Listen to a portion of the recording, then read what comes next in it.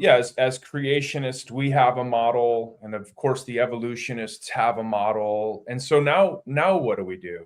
So the question here is: have you made any novel position or predictions that have or are currently being tested? And do you have any predictions that are out there that the critics can test as well? Yes, and I think this explains some of the response on the part of the evolutionary community. Again, I think for the vast majority, they don't know this exists. There's been no response.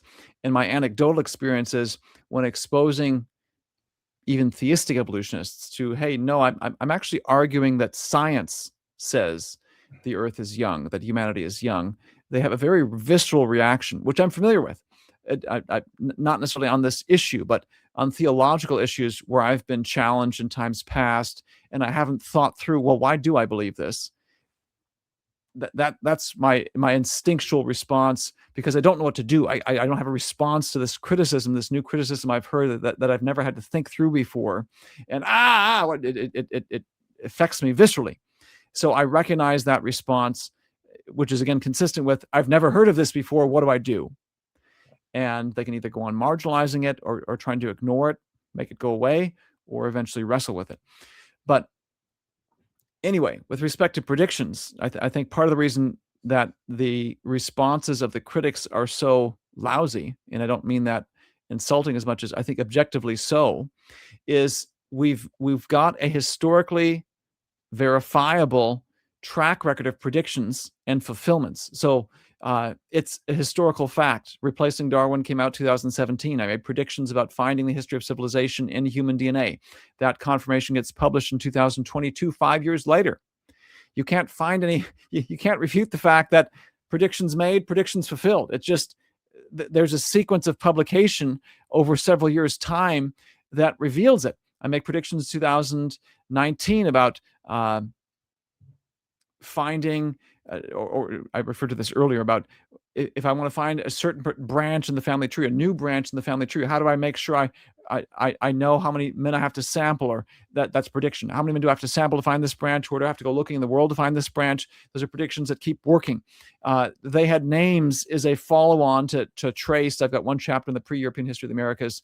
Well, it turns out that the DNA results are finding confirmation in indigenous histories. There's confirmation in archaeology, confirmation in linguistics. Multiple fields of science have come together to reconstruct and re-uncover what went down in North America before Europeans arrived. There's predictions that are ongoing, is my point. Predictions that have continued to be fulfilled. That's what gives me so much confidence or relief again, because early on in the career, there was a lot of just thinking through how many species have yet to be sequenced in terms of their DNA, given the amount of data that we do or do not have. There's a lot of trying to build a model from just a tiny amount of data, and there's a lot of ways it could have turned out. Now we've got a significant chunk of human data. It's been working well, and that there's still a ton of research left to be done. But the fact that we've got a pattern that I've seen personally, that there's a publication record that supports predictions made, predictions fulfilled, that's what keeps me going in the direction I've been going, and allows me to weather the criticism. Or yes, I pay attention to my critics, but I almost don't, I should say I don't pay as much attention now as I used to. I don't spend as much time on it. The arguments are poor, and because I've got a built-in check on what I'm doing, if the predictions don't work, there's the biggest refutation. That's really what science is all about. I learned that lesson the hard way in graduate school. I went into graduate school with a head full of steam, wanting to investigate a sort of alternative idea of how cancer originates and is cured, and viewed anyone who disagreed with it as opposition, as the enemy almost. Even in the field of science I eventually went into, which is adult stem cell research and its connection to cancer, there were rival labs working on similar questions, trying to beat each other to make the discovery first. Anyway, I finally realized critics are not actually enemies. They're my greatest allies, because in science, the greatest enemy is the world itself, in the sense of we're trying to discover, how does the world work? How did the world work? What happened in the world? And there's a right answer, and there's a ton of wrong answers. And the sooner you can find out that you have a wrong answer, or the sooner you can avoid the wrong hypotheses, the better. And so the critics help hone and refine one's hypotheses to help find the real answer faster in ways that my own shortcomings, my own finiteness, all sorts of other reasons might prevent me from seeing, oh, this is the wrong hypothesis. And I've abandoned plenty of hypotheses over the years. Critics are actually helpful to find the real answer faster. I'm grateful for them. And again, with regards to the testable predictions, there's this, when you're doing science and following the data where it leads, making predictions, then doing experiments, you'll know pretty fast if you're wrong. And that's a scary thing to put your neck on the line, because that's really what a prediction is. You don't know how things are going to turn out. And you say, well, I think it's going to go this way. And then you have to do the experiment. All that can make life very rough if you're not used to it and not prepared to think carefully and critically and be your own worst critic.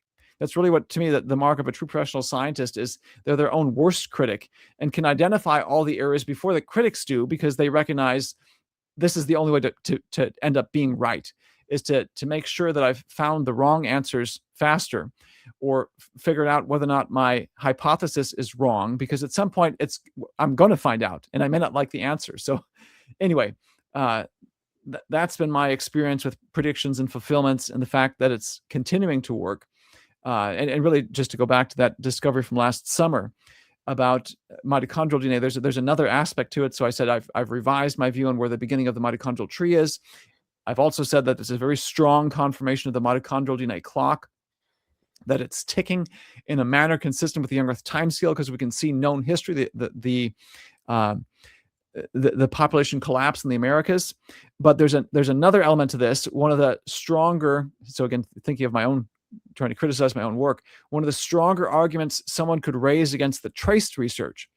In the traced book in 2022, I said, hey, based on male inherited DNA, we find two lineages, pre-European, pre-Columbian lineages in the Americas. They only go back to the 900s AD, implying a migration from Asia to the Americas in 900s AD, and to about the 300s AD, implying a migration from Asia to the Americas AD 300s, and nothing older. Archaeology, especially in Central America, the Mayans in particular, the Olmecs, show that there's been plenty of history prior to the AD 300s. The current view in mainstream science for the Mayans, for example, says they originated about 1000 BC. They're actually the strongest counter argument to my research, because not only does their archaeology in Guatemala begin in the lowlands right about then, but there's Mayan language you can tie back to the BC era. Mayan languages are spoken today. So it's a people group that originated 3,000 years ago and still exists. Yet DNA says the oldest lineages only go back to the 300s AD. How to explain the Maya? What happened to them?